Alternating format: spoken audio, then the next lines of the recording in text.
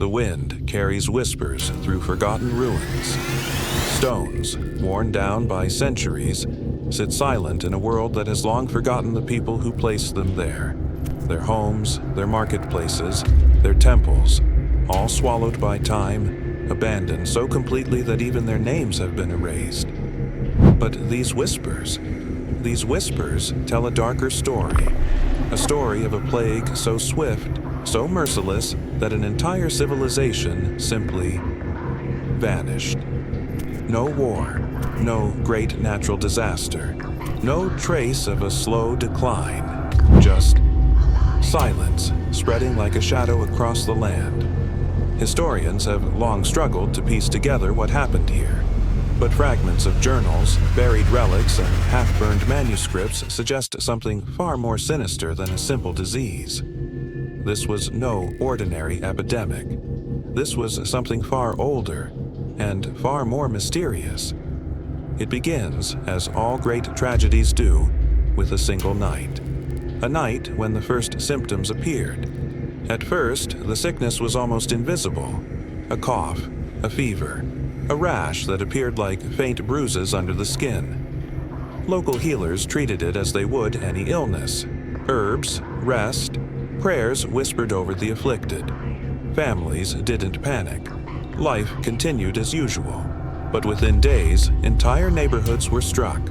Farmers collapsed in their fields, their animals lying dead beside them. Shopkeepers were found slumped over their stalls, food spoiling in the sun. The symptoms escalated quickly. The bruises deepened, spreading across the body like ink in water. Victims began bleeding from their mouths, their eyes turning milky white before death claimed them within hours. And then, as though guided by some unseen hand, the plague spread in concentric rings, devouring villages one by one. Messengers were sent out to warn nearby cities. None returned. Panic swept through the streets like wildfire. Families barricaded themselves inside their homes, boarding up windows, sealing their doors with wax and tar. Priests called for repentance, believing the gods themselves had sent this punishment. Fires were lit in the streets, burning incense and offerings meant to cleanse the air. But nothing worked. Within a week, entire towns stood empty. Bodies littered the roads. Horses wandered the streets aimlessly, their saddles stained with blood where their riders had fallen. The ringing of church bells stopped. The marketplace fell silent. By the second week, even the soldiers who patrolled the city walls were gone. The gates swung open in the wind, welcoming no one. And so, the plague erased them. Not just their lives, but their entire existence. Their city names were forgotten. Their rulers' names vanished. Their very language became a mystery. All that remained was the hollow echo of their suffering. Centuries later, when explorers first stumbled upon the ruins, they couldn't comprehend what they had found. Streets perfectly preserved, but abandoned. Pots still sitting on hearthstones, as though the families had vanished mid-meal. Tools left scattered, gardens overgrown but untouched. It looked as though time itself had stopped. But the most disturbing discovery was the writing. Scholars found carvings etched into the walls of homes. Not in neat lines or graceful script, but jagged, desperate scratches. Words written in haste, sometimes smeared in blood. The translation was rough, incomplete, but one phrase repeated over and over again. The shadow took them. This phrase sparked decades of debate among historians and scientists. What was the shadow? A metaphor for death? A mysterious enemy? Or something far stranger? Some believed the plague was caused by a biological weapon, a theory suggesting that an ancient empire had experimented with deadly toxins only to lose control.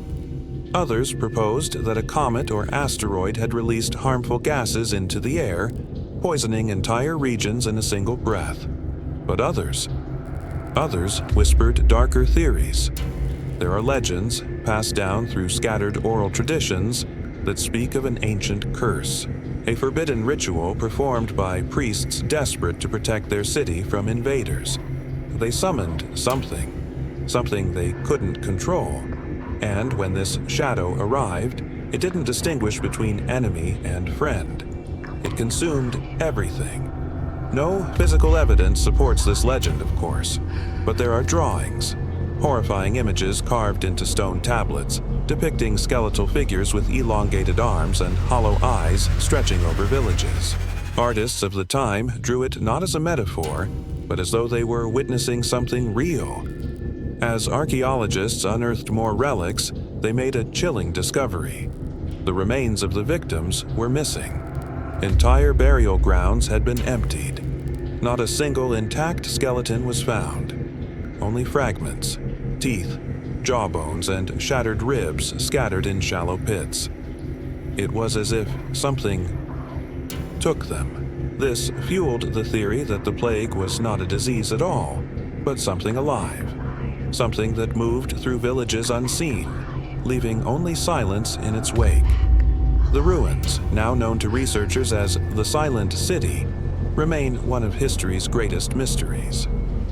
The city itself was never officially recorded in any surviving empire's history, leading experts to believe that its name and its people were deliberately erased from records. Someone, or something, didn't want us to remember. Today, the ruins are avoided even by seasoned archaeologists. Teams who have ventured too deep into the area have reported strange occurrences. Cameras fail unexpectedly. Batteries drain within hours. People experience vivid nightmares after spending a night near the ruins. Some report hearing whispers in the wind, voices speaking in a language no one understands. The few scientists who dare to investigate carry protective suits and advanced filtration systems, suspecting that ancient pathogens may still linger in the soil. Yet, no disease has ever been detected. The air is clean. The water is pure. Still, the whispers remain. Local folklore warns travelers to stay away. Stories claim that those who linger too long begin to see shadows moving between the ruins at night. Not animals, not other people, just shadows. And those who see them often fall ill shortly after returning home. Coincidence? Maybe. But enough explorers have vanished for these warnings to be taken seriously. What's most chilling is that this story is not unique. Around the world, there are multiple accounts of civilizations that disappeared almost overnight. The Mayan collapse, the mysterious fall of the Indus Valley civilization, the lost colony of Roanoke, different continents, different centuries, but the same whispers. The shadow took them. Could it be that this was not an isolated event, but part of a much larger pattern? A force that has stalked humanity for centuries, erasing entire civilizations before they can leave a mark? We may never know. But tonight, as you listen to this story, picture the Silent City. Picture streets frozen in time, buildings standing empty, and a single phrase carved into stone. The shadow took them. If history has taught us anything, it's that some truths are buried for a reason. And perhaps some plagues are better left forgotten. Because what if it wasn't a plague at all? What if it's still out there, waiting for us to remember?